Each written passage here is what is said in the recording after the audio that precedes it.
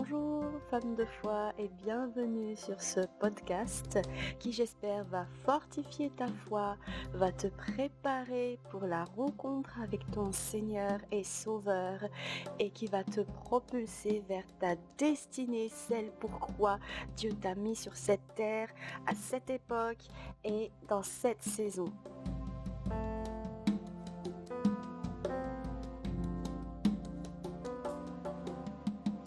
Donc ce podcast numéro 2 s'intitule « Tu vaux la vie d'un homme innocent ». Qui trouvera une femme de valeur, elle vaut bien plus que des perles. Proverbe 31, verset 10.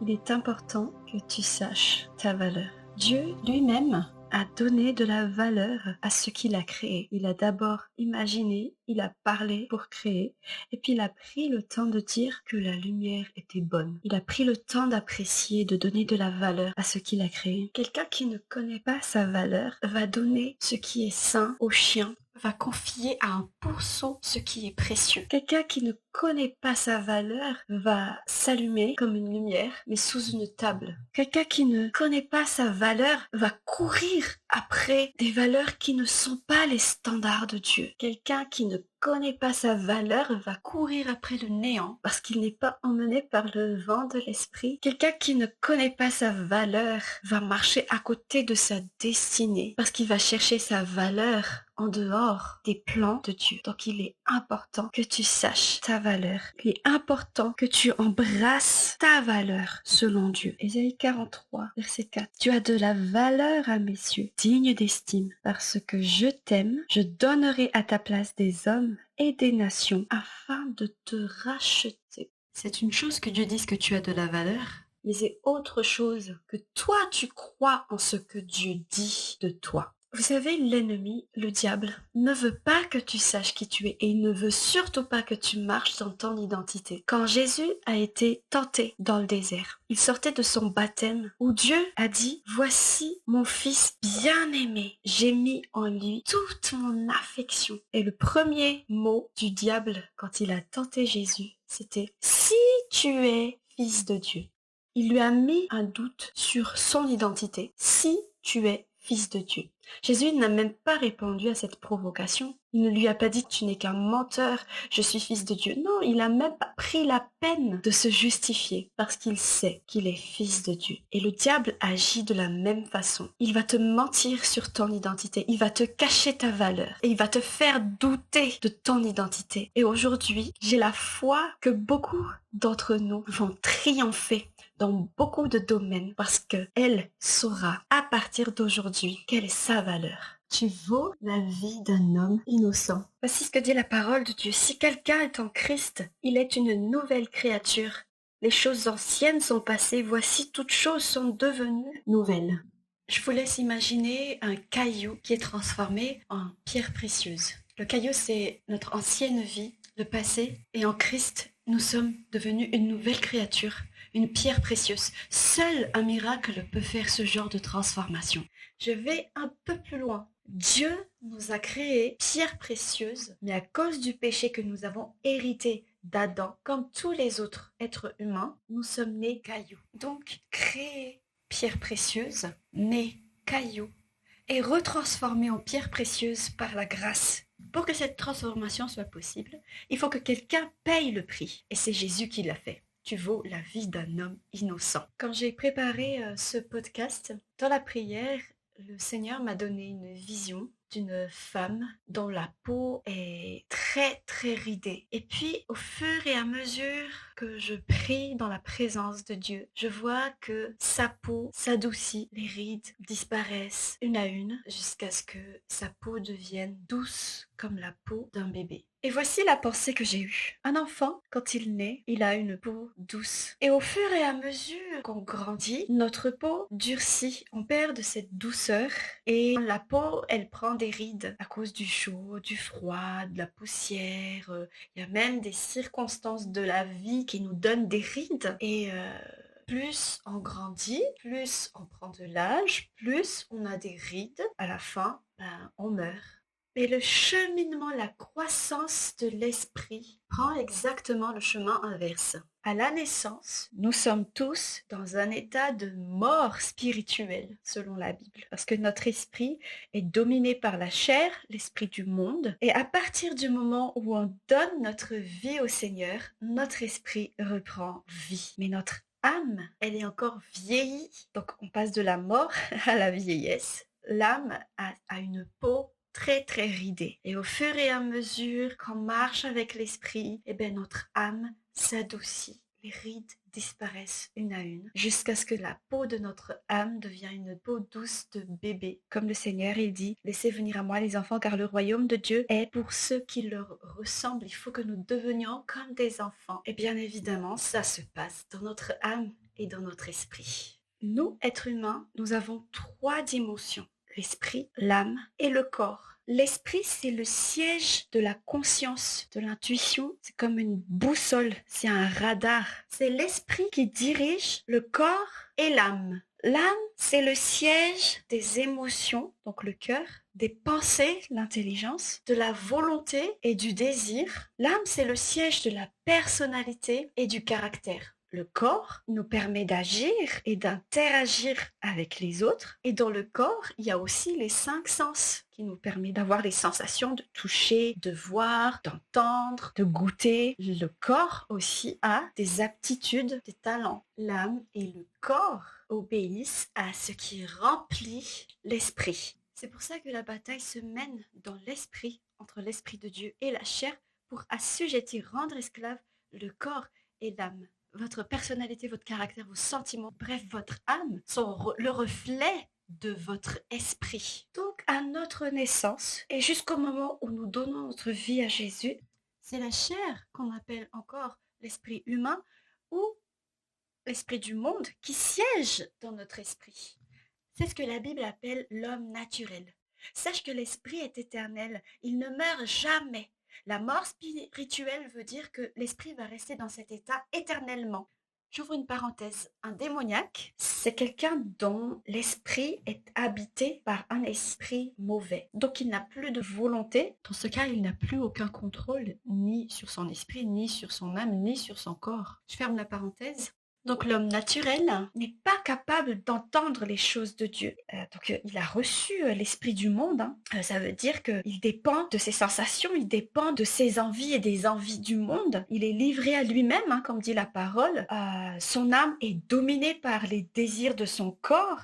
Et son corps est dominé par les désirs de son âme. Et son esprit est devenu le serviteur de ses désirs charnel, nous sommes tous nés comme ça. Ceci dit, l'homme naturel peut être quelqu'un de bien, peut être quelqu'un de généreux, peut être quelqu'un d'instruit, donc intelligent, mais la Bible dit qu'on ne peut pas comprendre les choses de Dieu sans l'Esprit de Dieu. Ils peuvent avoir des qualités, mais tout ce qui concerne l'Esprit de Dieu et tout ce qui concerne la parole de Dieu leur échappe totalement. Et cet état-là, la Bible parle de mort spirituelle. Donc sa vie n'a même pas commencé au fait. Et quand nous donnons notre vie à Jésus, quand nous sommes nés de nouveau, que nous croyons que Jésus est notre salut, donc que nous sommes réconciliés avec Dieu, nous ne sommes plus séparés de Dieu, c'est notre esprit qui est régénéré. C'est notre esprit qui est une nouvelle créature. C'est là que nous sommes transformés miraculeusement en pierres précieuses. Mais à ce moment-là, même si de toute évidence les gens verront que vous avez changé, l'âme va devoir être travaillée parce qu'il n'a pas tout à fait changé.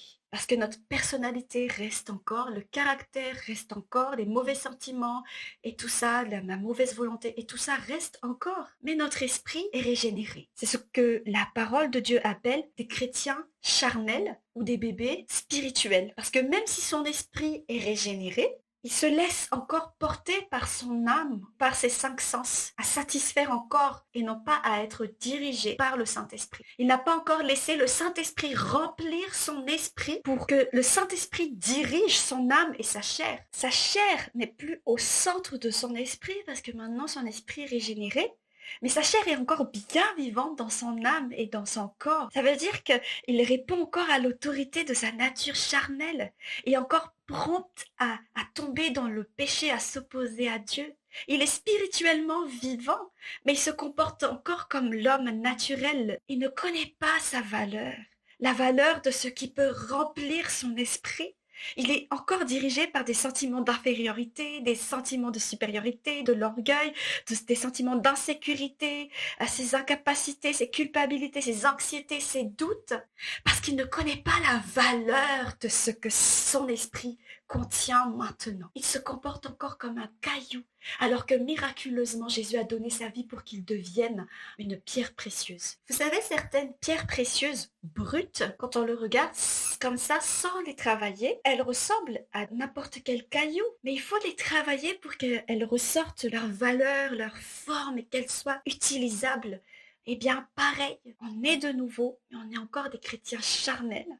Et Dieu désire nous travailler pour que nous devenions des hommes faits selon la parole ou des hommes spirituels. Ça veut dire notre esprit rempli de l'esprit de Dieu pour nous travailler, pour que notre âme maintenant soit dirigée par l'esprit et notre corps, nos sensations soient remplies et dirigées par l'esprit de Dieu. La chair et l'esprit vont combattre pour être le moteur de notre âme et de notre corps. Mais c'est à nous de décider qui allons-nous écouter. Mais on ne peut pas et écouter la chair et écouter l'esprit. C'est soit l'un, soit l'autre. Tu es un diamant brut entre les mains de Dieu. Sache d'abord que tu es un diamant parce que Jésus a payé le prix pour que tu sois diamant. Et ensuite, laisse l'esprit te travailler, adoucir la peau de ton âme pour que tu deviennes utilisable pour Dieu. Donc il y a des personnes qui sont encore mais vraiment des hommes naturels, des hommes charnels, et qui peuvent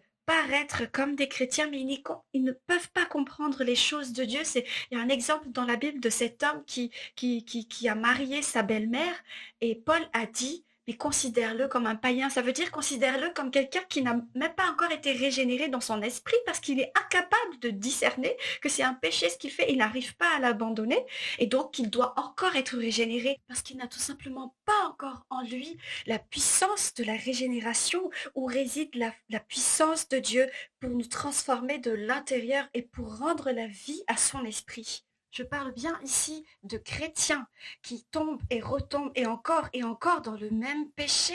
Ils connaissent Jésus, ils connaissent le salut, mais justement, le salut est resté à un stade de connaissance pour eux, mais il n'est pas tombé dans leur cœur et dans leur esprit. Ils n'ont pas cru à la puissance miraculeuse de ce salut. Je ne peux pas parler de valeur sans vous parler de la différence entre la chair et l'âme. Parce que à cause de manque de connaissances à ce sujet, beaucoup ont jeté à la poubelle des talents que Dieu leur a donnés pour sa gloire. L'âme n'est pas mauvaise en soi. C'est l'âme dirigée par les mauvais désirs de la chair qui est mauvaise. Mais l'âme dirigée par le Saint-Esprit est une belle âme, une âme valeureuse. Les sentiments ne sont pas mauvais en soi. La Bible dit réjouissez-vous dans le Seigneur. La Bible dit ayez les sentiments qui étaient en Christ. C'est les sentiments ballottés par les désirs de la chair qui est mauvais, mais pas les sentiments. Les talents que Dieu te donne ne sont pas mauvais. C'est les talents utilisés contre Dieu qui sont mauvais. Mais les talents utilisés pour la gloire de Dieu est précieux et valeureux. Les 5 sens ne sont pas mauvais en soi, mais où est-ce que tu poses tes yeux? Qu'est-ce que tu fais entrer dans tes oreilles? Qu'est-ce que tu touches? C'est ça qui peut être mauvais ou valeureux. L'intelligence n'est pas mauvaise en soi. La Bible dit soyez transformés dans votre intelligence. Je te rendrai intelligent. Réfléchir, avoir des pensées n'est pas mauvais en soi, mais quelles sont les pensées que tu nourris et auxquelles tu obéis? La Bible dit soumettez toute pensée à Christ. Avoir des désirs n'est pas mauvais en soi, parce que la Bible dit fais de l'Éternel tes délices et il accomplira le désir de ton cœur. C'est la convoitise qui est mauvais.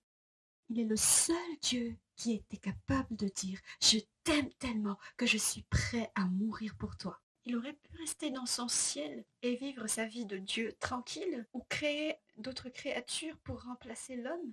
Mais non, il tient tellement à toi qu'il a mis en exécution son plan de salut. Étant Dieu, il est esprit, et l'esprit est éternel. Et pour pouvoir exécuter son plan de salut, il fallait qu'il prenne un corps mortel. Donc il a pris un corps terrestre. Il est né d'une femme pour pouvoir offrir sa vie et mourir et ressusciter, sinon le salut ne serait pas complet. Personnellement, je suis séduite. Qui peut m'aimer à ce point? Qui peut me valoriser à ce point?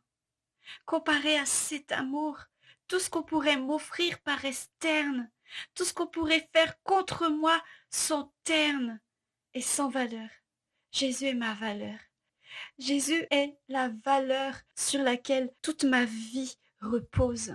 Jésus est la valeur sur laquelle ma personne repose. Il est mon tout. Il s'est offert totalement et j'embrasse ce qu'il a fait pour moi. Je prends ce qu'il a fait pour moi. Je t'invite à faire de même. Ça changera littéralement ta vie. Je t'avoue que quand j'ai pris conscience de cette vérité-là, je vaux la vie d'un homme innocent. J'étais au plus bas dans ma vie. Quelqu'un m'a fait du mal. J'ai pardonné 1 fois, 2 fois, 3 fois, 10 fois. Mais là, j'étais au plus bas. Et le Seigneur m'a enseigné que pardonner ne veut pas dire que je suis obligée de rester dans cette relation-là. Parce que j'étais en train de me faire du mal et cette personne ne changeait pas. Parce que cette personne avait un problème de péché qu'elle ne voulait pas régler avec Dieu. Ce que je croyais être pardon, au fait, c'était le reflet d'une culpabilité que j'avais face à quelque chose que j'avais fait auparavant. Ce que je pensais être pardon, au fait, c'était juste le reflet d'une blessure profonde que j'avais. Et dans cette relation, je cherchais la reconnaissance que je devais chercher en Dieu parce que Jésus a payé de sa vie pour ma vie et pour me donner de la valeur. Et le Seigneur avait raison parce que ce qui a bouclé la boucle, c'est que cette personne m'a dit que si j'étais chrétienne, je devais lui pardonner encore. Je bénis Dieu parce qu'aujourd'hui, cette personne a changé, parce que j'ai détourné mon regard de mes blessures pour fixer mes yeux sur ma valeur qui est Jésus. J'ai pu intercéder pour son salut. Est-ce que cette colère qui est en toi, cette aigreur, cette amertume qui est en toi à cause de quelque chose qu'on t'a fait vraiment le poids par rapport à l'amour de Jésus pour toi? Laisse-toi être imprégné par son amour. Pourquoi tu aides beaucoup les gens? Pourquoi tu donnes beaucoup aux gens? Est-ce pour avoir leur reconnaissance ou est-ce pour obéir à Dieu? Est-ce que c'est parce que tu as peur d'être abandonné? Pourquoi tu cherches absolument à te marier? Laisse-toi remplir par l'amour de Christ pour qu'il puisse te préparer, pour que ton âme puisse être adoucie. Pourquoi tu restes dans une relation? Est-ce par peur de l'abondant? Oui, tu dois pardonner, mais non, tu n'es pas obligé de rester dans une relation toxique. Si tu es rangé par la culpabilité de quelque chose que tu as fait, reconsidère cette culpabilité. Laisse-toi imprégner par l'amour de Christ qui est mort pour toi et qui te dit qu'il veut te pardonner, qui dit que si tu lui demandes pardon, il est fidèle et juste pour pardonner tes péchés. À un moment ou à un autre de nos vies, nous sommes coupables d'offenses envers les autres. Et à un moment ou à un autre, nous sommes victimes d'offenses. Mais celle qui sera justifiée par Dieu et qui aura l'approbation de Dieu, c'est celle qui s'approche de lui, qu'elle soit coupable ou victime. La victime qui s'approche de Dieu pour croire à sa restauration va avoir l'approbation de Dieu et la justification de Dieu. Et le coupable qui s'approche de Dieu pour se repentir aura l'approbation de Dieu. Mais si tu es victime et que tu cherches la vengeance, tu n'auras pas l'approbation de Dieu. Et si tu es coupable et que tu ne te repentes pas, mais que tu cherches des excuses, eh ben, tu n'auras pas l'approbation de Dieu. Je vais revenir au passage que j'ai lu tout au début de ce podcast. Heureux celui qui a rencontré une femme vaillante. Son prix surpasse de beaucoup celui des perles. Le cœur de son mari a confiance en elle et les ressources ne lui font pas défaut. Elle lui fait du bien tous les jours de sa vie et jamais de mal. Et etc., etc. C'est une femme active, c'est une femme qui parle bien, c'est une femme qui s'habille bien, elle est respectée, elle craint l'Éternel, et etc., etc. C'est le standard de Dieu. Et on pourrait se dire, la barre, elle est trop haute. Et je t'invite à rêver avec Dieu. Quand Dieu donne un standard, il donne aussi le moyen de pouvoir y arriver. Et bien Dieu, quand il t'a créé, ben, il a vu une femme de valeur. Laisse-toi porter par cette valeur de Dieu, par ce standard de Dieu.